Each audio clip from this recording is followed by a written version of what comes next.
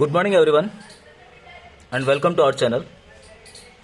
Next 101 से 200 cell biology one liner करते हैं. 101 है हमारे पास. जंतु कोशिका में पूर्ण शक्तता या टोटी पोटेंसी की हम बात करें तो ये केवल जाइगोट, युग्मनज व ब्लास्टोमियर्स तक ही सीमित होती है. तो बिल्कुल आप ध्यान देंगे कि जंतु कोशिका में जो टोटी पोटेंसी है वो जाइगोट और ब्लास्टोमियर्स में मिलेगी. डुजार्डिन ने जीव द्रव्य को सार्कोडे कहा. यह प्रश्न कितनी बार पूछा हुआ है, आप ध्यान देंगे. यूकैरियोट में 70S व 80S दोनों ही प्रकार के राइबोसोम होते हैं. एस का मतलब है यहां पर सेडिमेंटेशन कोएफिशिएंट, आप ध्यान देंगे.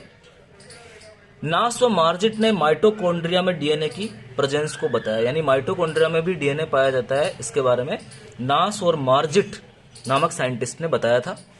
वायरसों में एंजाइम्स नहीं पाए जाते हैं. 106 की बात करते हैं. एंजाइम सक्रियण ऊर्जा को घटाकर अभिक्रिया की दर को बढ़ा देते हैं. तो एंजाइम जो है वो एक्टिवेशन एनर्जी को कम करके किसी भी रिएक्शन की रेट को इंक्रीज करते हैं.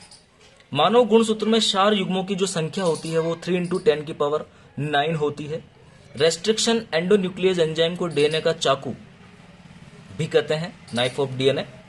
मोलिकुलर सीजर के नाम से भी इसे जाना जाता है. HIV human immuno virus deficiency virus जिससे एड्स होता है, उसमें सिंगल स्ट्रैंडेड आरएनए पाया जाता है. प्रोकैरियोटिक सेल में राइबोसोम का संगठन अगर अपन देखें तो प्रोकैरियोटिक सेल्स में 70S प्रकार के राइबोसोम मिलते हैं और ये 2 सब यूनिट से मिलकर बना होता है, 50S और 30S. और 50S में भी हम बात करेंगे जो छोटी सब यूनिट्स होती है 23S और 5S आरएनए पाया जाता है. और 30S में हम बात करेंगे तो 16S आरएनए इसमें पाया जाता है. तो ये भी आप ध्यान देंगे कि 50S से कौन से जो आरएनए है वो संबंधित है और 30S से कौन से आरएनए जो है वो संबंधित होते हैं.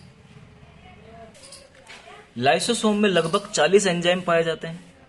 लाइसोसोम द्वारा कोशिकीय अंगकों का चयनात्मक पाचन ऑटोट्रोफी कहलाता है. लाइसोसोम कार्टिलेज को बोन में परिवर्तित करने वाला कोशिकांग है. सेल बायोलॉजी की सबसे छोटी मापन इकाई एंगस्ट्रॉम होती है. परिपक्व आरबीसी में माइटोकॉन्ड्रिया एब्सेंट होते हैं. स्टेरॉइड का संश्लेषण स्मूथ एंडोप्लाज्मिक रेटिकुलम द्वारा होता है, जबकि प्रोटीन का संश्लेषण रफ एंडोप्लाज्मिक रेटिकुलम द्वारा होता है. दोनों का फंक्शन आप ध्यान देंगे. 5 × 174 बैक्टीरियोफेज में सर्कुलर सिंगल स्ट्रैंडेड डीएनए मिलता है. यह प्रश्न भी कितनी बार पूछा हुआ है. एमिल हिल्ड्स ने हेट्रोक्रोमेटिन की खोज की, यानी हेट्रोक्रोमेटिन की खोज करने वाले वैज्ञानिक थे हिल्ड्स. एक युग्मक में उपस्थित अगुणित गुणसूत्रों के समुच्चय को हम जीनोम कहते हैं. अगुणित गुणसूत्रों का समुच्चय होता है जीनोम. रिवर्स ट्रांसक्रिप्शन की खोज टेमिन और बाल्टीमोर ने की थी. और रिवर्स ट्रांसक्रिप्शन में आरएनए के द्वारा डीएनए बनता है, तो बिल्कुल रिवर्स प्रोसेस होता है. गुणसूत्रों पर पाई जाने वाली पट्टियों के आधार पर वर्गीकरण करना कैरियोटैक्सोनॉमी कहा जाता है. ईटीएस में अंतिम इलेक्ट्रॉनग्राही ऑक्सीजन मॉलिक्यूल होता है. वाटसन व क्रिक द्वारा बी डीएनए का द्विकुंडलिनी मॉडल प्रस्तुत किया गया, यानी वाटसन और क्रिक ने जो डबल हेलिक्स मॉडल दिया था डीएनए का, उसमें जो डीएनए था वो बी डीएनए होता है. कीटों के हिमोलिम्फ में ट्रिहेलोज शुगर पाई जाती है. पॉलिटीन गुणसूत्र ड्रोसोफिला की लार ग्रंथि में देखे जा सकते हैं. स्टार्च पादप कोशिका में संचित भोजन है. यह अमाइलोज तथा अमाइलोपेक्टिन का बना होता है. रेफाइड्स कैल्शियम ऑक्सलेट के बने क्रिस्टल होते हैं, जबकि सिस्टोलिन कैल्शियम कार्बोनेट से बनती है, यानी बनते हैं. रिक्तिका एक झिल्ली से गिरी होती है जिसको टोनोप्लास्ट कहते हैं. यह विभेदी पारगम्य या चयनात्मक पारगम्य होती है. हक्सले ने जीव द्रव्य को जीवन का भौतिक आधार कहा, physical basis of life. Protoplasm को कहने वाले थे हक्सले थे. जीव द्रव्य की खोज डुजार्डिन ने 1835 में की थी, यानी जीव द्रव्य की खोज का श्रेय डुजार्डिन को दिया जाता है तथा इसे सार्कोडे नाम दिया. पुरकिंजे ने सर्वप्रथम प्रोटोप्लाज्म शब्द का प्रयोग किया था. कोशिकांग जिनमें कला नहीं होती है, यानी झिल्ली नहीं पाई जाती है, बहुत इंपॉर्टेंट है, प्रश्न यहाँ से पूछे जाते हैं. राइबोसोम, न्यूक्लियोलस, सेंट्रोसोम और काइनेटोसोम ऐसे कोशिकांग है जिनमें झिल्ली एब्सेंट होती है. काइनेटोसोम आपका बेसल बॉडी में पाया जाएगा, जो सीलिया और फ्लैजिला की बेसल बॉडी होती है जिसकी संरचना सेंट्रियोल जैसी होती है. कोशिकांग जिनमें एक एकक कला या सिंगल मेम्ब्रेन होती है उसमें लाइजोसोम, गोल्जिकाई, स्पिरोसोम, पेरोक्सिसोम, अंतःप्रदेवी जालिका आप याद रखेंगे. और कोशिकांग जिनमें दोहरी एकक कला या डबल मेम्ब्रेन होती है वो प्लास्टिड, माइटोकॉन्ड्रिया और न्यूक्लियस हो जाएंगे. तो बहुत ही इंपॉर्टेंट चीजें हैं डियर स्टूडेंट्स. 134 की बात करते हैं। हरित लवक में पायरिनोइड मिलते हैं। ये रचनाएं प्रोटीन से बनती है तथा उनके चारों ओर स्टार्च का संग्रह होता है। तो ये प्रश्न असिस्टेंट प्रोफेसर में भी पूछा गया था कि पायरिनोइड क्या होते हैं। तो जो पायरिनोइड रचनाएं हैं वो प्रोटीन से बनते हैं तथा इनके चारों ओर स्टार्च का संग्रहण पाया जाता है। माइटोकॉन्ड्रिया में प्रोटीन, लिपिड, डीएनए, आरएनए मिलते हैं। बाहरी कला में कार्डियोलिपिन, फॉस्फेटिडिल, इनोसिटोल व कोलेस्ट्रॉल मिलते हैं, यानी आउटर मेम्ब्रेन में। और जो माइटोकॉन्ड्रिया की इनर मेम्ब्रेन होती है उसमें श्वसन श्रृंखला के सभी cytochrome, cytochrome B, cytochrome C, cytochrome A, cytochrome ए3 आदि मिलते हैं। गोल्जी बॉडीज को कैमिलो गोल्जी ने 1898 में नर्व सेल्स में देखा था, तंत्रिका कोशिकाओं में। पादपों में इनको डिप्टियोसोम भी कहते हैं। इनके मुख्य कार्य अवशोषण, कोशिका भित्ति का निर्माण करना, एंजाइम निर्माण करना, हार्मोन का उत्पादन करना। शुक्राणु में एक्रोसोम का निर्माण, काफी इंपॉर्टेंट प्रश्न है, ये आप ध्यान देंगे कि एक्रोसोम का निर्माण गोल्जी बॉडी करता है। सिक्रेशन या स्त्रवण, प्रोटीन संचयन आदि इनके प्रमुख कार्य है। पोर्टर तथा उनके साथियों ने 1945 में ईआर की खोज की। यह दो प्रकार का होता है, एसईआर और आरईआर, आप सभी जानते हैं। ईआर के टूटने से जो छोटे छोटे पार्टिकल्स बनते हैं उनको हम माइक्रोसोम कहते हैं। राइबोसोम प्रोटीन व आरएनए के बने होते हैं, बिल्कुल आप ध्यान देंगे। लोमासोम कवकों में मिलते हैं तथा इनका वर्णन सर्वप्रथम बोवन में बर्लिन ने किया था। वेबस्टर ने इन्हें बॉर्डर बॉडीज कहा। यह थैलीनुमा संरचना जो भित्ति के निर्माण से संबंधित होती है। यूकैरियोटिक कोशा में फ्लैजिला में 9+2 तंतुओं की व्यवस्था पाई जाती है और सेंट्रियोल में या सेंट्रोसोम में 9+0 व्यवस्था होती है। सटन व बोवेरी ने बताया कि क्रोमोसोम के द्वारा ही आनुवंशिक लक्षण एक पीढ़ी से दूसरी पीढ़ी में जाते हैं तथा 1902 में क्रोमोसोमल थ्योरी ऑफ इनहेरिटेंस इनके द्वारा दी गई। क्रोमोसोम का वह भाग जो न्यूक्लियोलस से जुड़ा रहता है न्यूक्लियोलर ऑर्गेनाइजर कहलाता है। प्रत्येक क्रोमोसोम पर मोतीनुमा संरचनाएं होती है जिन्हें क्रोमोमियर्स हम कहते हैं। प्रत्येक गुणसूत्र 2 क्रोमेटिड का बना होता है। प्रत्येक क्रोमेटिड डीएनए के एक अणु का बना होता है। जॉनसन ने 1909 में जीन शब्द का सबसे पहले प्रयोग किया। डीएनए के उस खंड को जिसमें जेनेटिक कोड निहित हो रहता है उसे हम जीन कहते हैं। जीनोम की हम बात करें तो एक अगुणित गुणसूत्र समूह को जीनोम कहते हैं, पहले भी मैंने बताया। प्रत्येक द्विगुणित कोशा में 2 जीनोम इस प्रकार से हो जाएंगे। न्यूक्लियोसोम हिस्टोन तथा डीएनए की बनी अर्ध बेलनाकार रचना होती है। हिस्टोन में 8 अणु प्रोटीन के होते हैं। H2A, H2B, H3, H4 protein के 2 अणु होते हैं। ओडेट के अनुसार न्यूक्लियोसोम 4 हिस्टोन प्रोटीन का ऑक्टामर है जो डीएनए के साथ जटिल संरचना बनाता है। 6 न्यूक्लियोसोम मिलकर सोलेनॉइड बनाते हैं। कई सोलेनॉइड मिलकर क्रोमेटिन तंतु का निर्माण करते हैं। लैम्प ब्रूस क्रोमोसोम कशेरुकी व अकशेरुकी जंतुओं की ऊसाइट में दिखाई देते हैं या मिलते हैं। काफी इंपॉर्टेंट प्रश्न है। ड्रोसोफिला की लार ग्रंथियों में विशेष प्रकार के पॉलिटिन क्रोमोसोम पाए जाते हैं जिनमें बाल्बी यानी रिंग्स मिलती है। ये जाइंट क्रोमोसोम की श्रेणी में आते हैं। जे हैमरलिंग ने 1953 में एसेटाबुलेरिया, जो कि सबसे बड़ा शैवाल है, पर कार्य करके यह सिद्ध किया कि केंद्रक कोशिका का नियंत्रक केंद्र है या कंट्रोल सेंटर है। बिल्कुल आप यहां पर ध्यान रखेंगे कि कोशिका की सभी क्रियाओं पर नियंत्रण केंद्रक के द्वारा होता है। यह किसने सिद्ध किया था? जे हैमरलिंग ने सिद्ध किया था। और किस पे प्रयोग करके? एक कोशिकीय शैवाल एसेटाबुलेरिया पे प्रयोग करके। रियो वायरस का आरएनए डबल स्टैंडर्ड होता है, यानी डबल स्टैंडर्ड आरएनए जो है वो रियो वायरस में मिलता है। टोबैको मोज़ेक वायरस में सिंगल स्टैंडर्ड आरएनए पाया जाता है। एज इट इज ये प्रश्न पूछे गए हैं, डिस्टेंस आप करेंगे।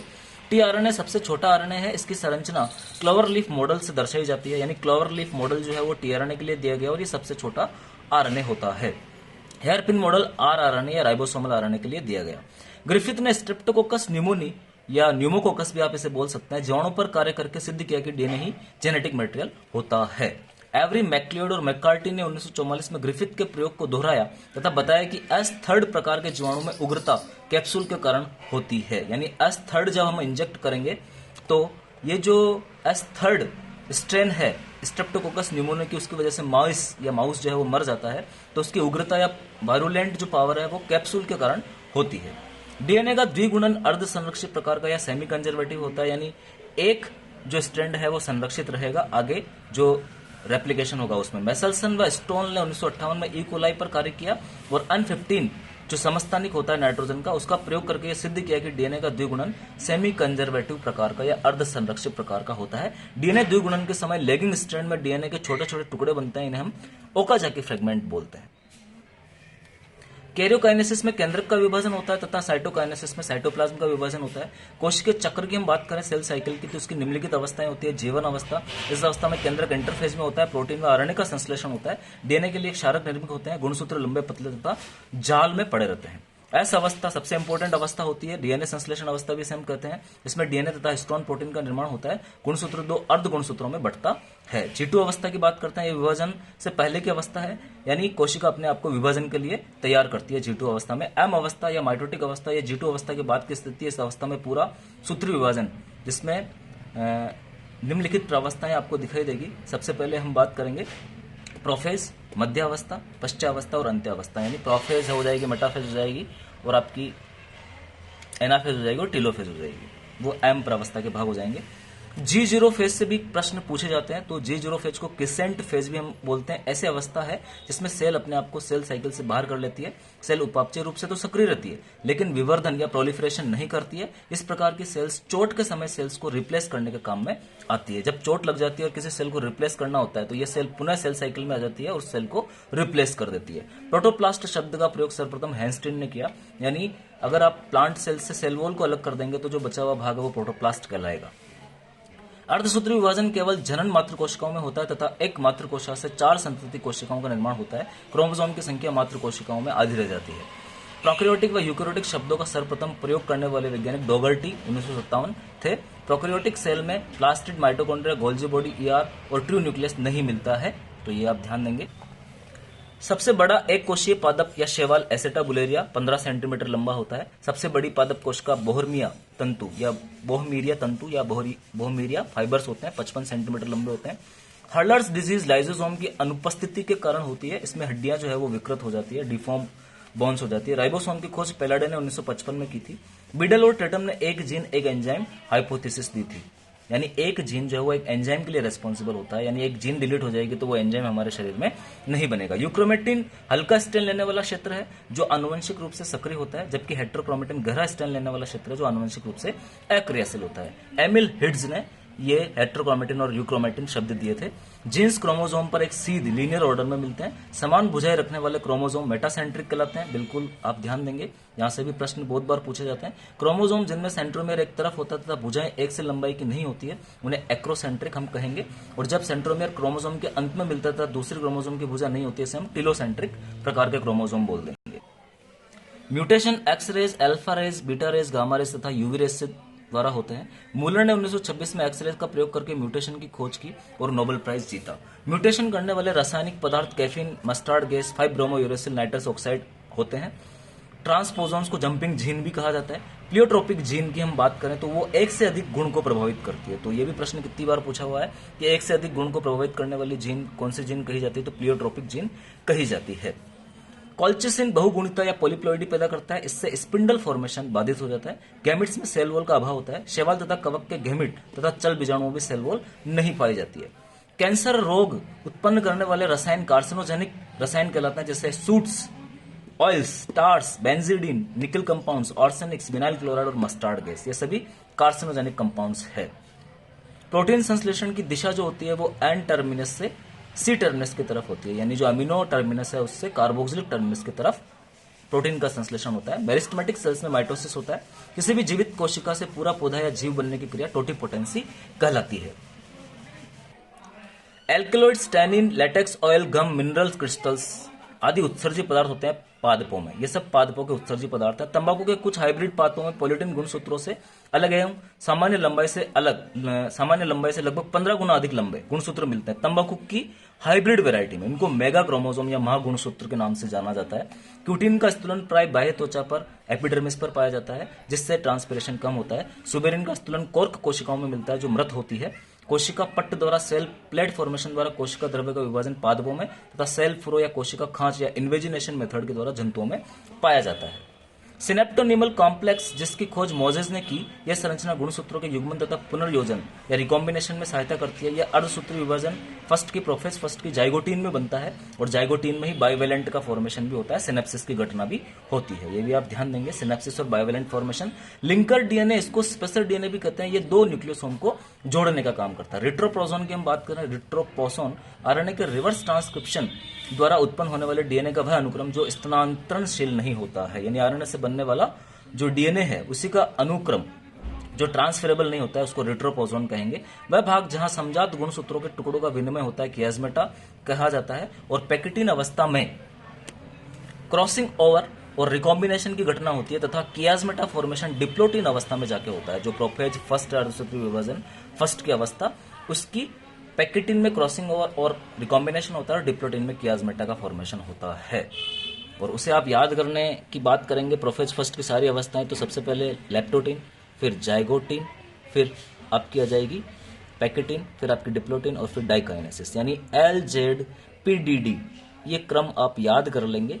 ये लेप्टोटिन, जाइगोटिन, पैकेटिन, डिप्लोटिन और डाइकाइनेसिस का क्रम हो जाएगा। कभी कभी ये क्रम भी पूछ लिया जाता है। बेसल बॉडी का दूसरा नाम काइनेटोसोम है। यह सेंट्रियोल के समान संरचना होती है जो कि सीलिया और फ्लैजिला में मिलती है। कोशिका भित्ति जीव द्रव्य का उपापचय निष्क्रिय पदार्थ है।